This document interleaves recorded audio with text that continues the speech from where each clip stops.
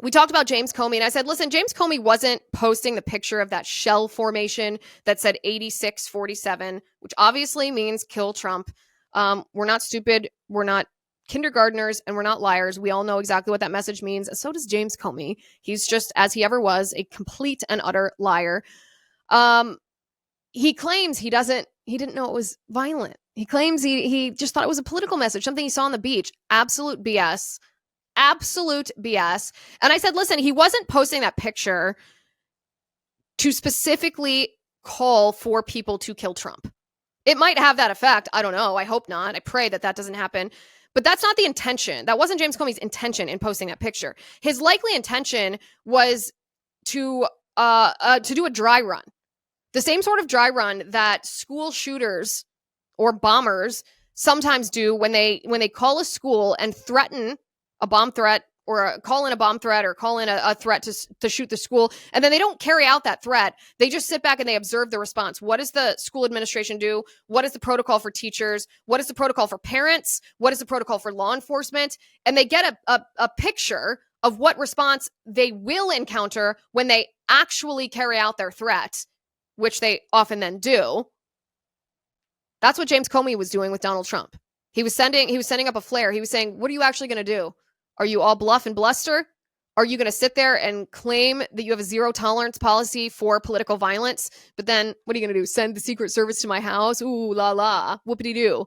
James Comey doesn't care about that. James Comey, like Jake Tapper, is on a book tour.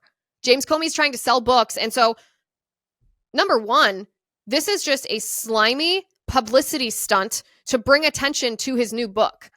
He is happy to foment political violence against the president of the United States in order to profit himself, in order to try to convince you to buy his book, in order to get people's eyeballs on his latest book, hoping that you will buy it.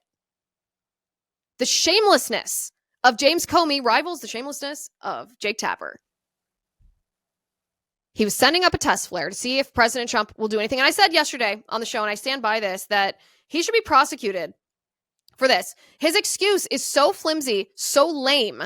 James Comey articulated his defense yet again. We read his initial comment. He deleted the post after it had gained international attention. So pointless to delete it. And he posted, he's like, I had no idea it was violence. It would never have occurred to me that it was violence. And then he went on Stephen Colbert and blamed his wife. Take a listen to this. Is this Instagram? Instagram, You yes. grammed this. You were walking down the beach. What happened? You were walking down the beach, and you saw this on the beach? Yeah, my wife and I, Patrice, were walking on the beach and saw those numbers in shells on the beach. And You didn't do this. Somebody else did this. Yeah, somebody else did it. We were on a walk preparing for this week, Right. the rollout of my book. Yep. She looked at it and said, why'd someone put their address in the sand? All right. And then we stood at it, trying to figure out what it was. And she'd long been a server in restaurants. And she said, you know what I think it is? Yeah. I think it's a reference to restaurants when you would 86 something in a restaurant. Right, it's off the menu. Yeah. I said, no, I remember when I was a kid, you'd say 86 to get out of a place. This place stinks, let's 86 it. Right, I was a bartender. You would 86 a customer if they were getting drunk. Like, let's 86 them. Let's, like, give them a low-proof alcohol, something like that. Yeah. And so I said, I think it's a clever political message. And she said, you should take a picture of it. I said, sure. And then she said, you should Instagram that. And boom. What a loser blaming his wife, first of all. What kind of man does that? That's so weak and disgusting. He's such a liar, and he's such a confident liar. Because he knows he can tell a patently unbelievable story to someone like Stephen Colbert who won't press him on it at all. He knows he can use the mainstream media to tell this patently unbelievable story, and he'll just get away with it. The audacity of liars is sometimes astounding. And James Comey should not just be visited by the Secret Service. James Comey should be prosecuted for that. What is the motto of this show when it comes to justice? Perp walks and jumpsuits. Otherwise, these same people that abuse their power and use the federal government, weaponize the federal government to target us because of our political beliefs and our religious beliefs, are going to do it again. And the next time they do it, we are not going to have the hope that President Trump is going to win the next election and come in and enact justice. This is our chance, our one chance to do that. If we miss this chance, it's over. But James Comey should also be prosecuted not just for a threat of violence against the sitting president, but for lying to Congress. Jeff Carlson and Hans Machny, who are outstanding reporters, remind us that James Comey, of course, a big player, to say the least, in the Russiagate scandal, that he's committed other crimes which he has not yet faced justice for. And so the question that I would challenge the United States Congress and the Department of Justice would be, what are you waiting for? This is what Jeff and Hans write. James Comey's back in the headlines again, this time not for leaking memos or lying under oath, but for something arguably even more unhinged. They detail the shell formation photo, the 8647. They say 86 has long been used as slang to rhyme with nix and stand for get rid of. The origin goes back to restaurant lingo, but over the years, it's taken on a far more menacing edge. As for 47, that's not hard to decode. It refers to the 47th president of the United States, Donald Trump. Now, even if we leave aside how deeply weird this is coming from a former FBI director, it gets creepier still when you realize that May 15th, the day Comey posted this, just happened to be the 8,647th day since September 11th, 2001. You don't need to believe in numerology to understand what's being implied here. In total, the message was 8647 on 8647 days since 9/11. That's not a coincidence, they write. It's a threat wrapped in what Comey probably saw as plausible deniability. They then detail, after public backlash, Comey issued a statement. But they go, let's be honest, nothing will come of the seashell stunt, not legally. It's too ambiguous, and Comey knows it. He's a cunning man. He was counting on ambiguity. He baited the trap, got the attention he wanted, sold some books, and probably had the Secret Service visit already factored into his plan. And yes, he does have a new book out. This is all part of the same book Comey ran in 2017. Back then, they write, he orchestrated his own firing, which he immediately leveraged into becoming the anti-Trump resistance new martyr. Book deals, cable news hero status, and a special counsel probe that paralyzed the Trump presidency, all of it flowed from his move. But there's something more important going on here, Hans and Jeff write, something bigger than seashells and headlines. The real story, which the media refuses to touch, is that Comey should have been prosecuted long ago. Not for cryptic social media threats, but for knowingly participating in one of the most dangerous and dishonest political operations in modern American history, the Russiagate hoax. Comey opened an FBI investigation into the Trump campaign for collusion with Russia, even though he had been explicitly warned that the whole thing was a Clinton campaign smear. We know this because the CIA informed the Obama White House on July 28th, 2016, that Hillary Clinton had authorized a plan to link Trump to Russian intelligence in order to distract from her private email server scandal. The information was passed along by CIA Director John Brennan. There's even a memo. Hans and Jeff then continue. According to the declassified notes, Brennan briefed Obama and others in the White House about this plan. And Brennan also sent the same intelligence to James Comey. That much is on the record. There's even reason to believe Comey may have been present in the White House meeting. Someone with the initials JC was.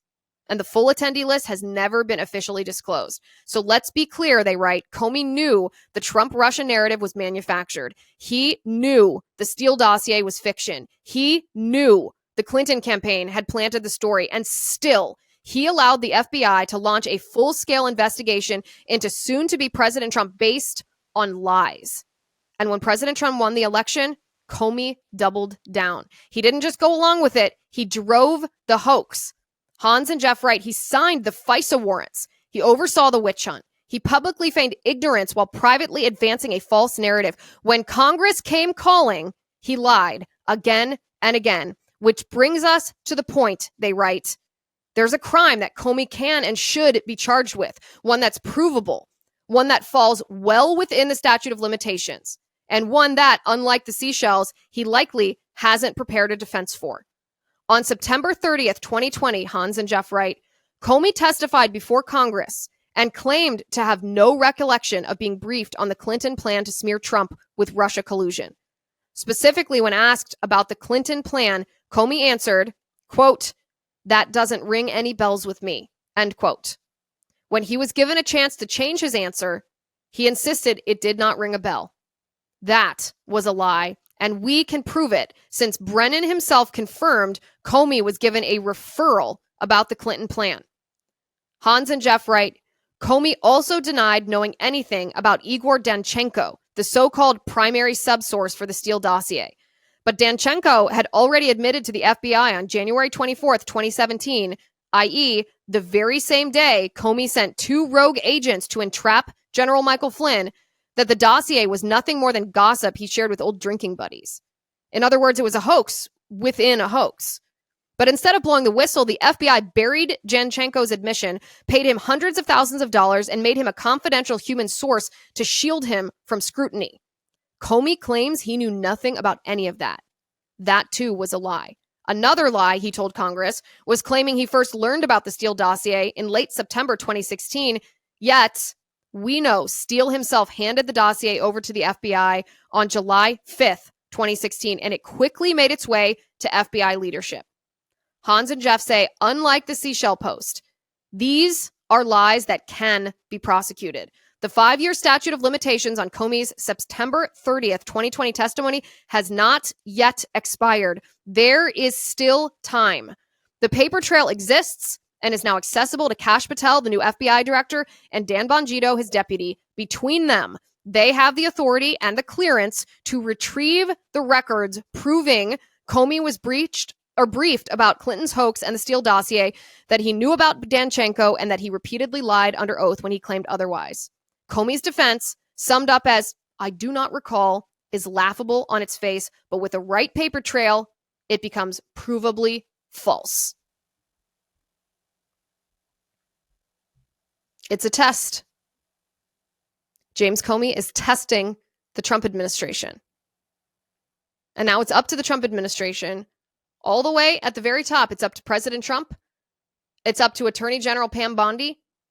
It's up to FBI Director Kash Patel and his Deputy Director Dan Bongino.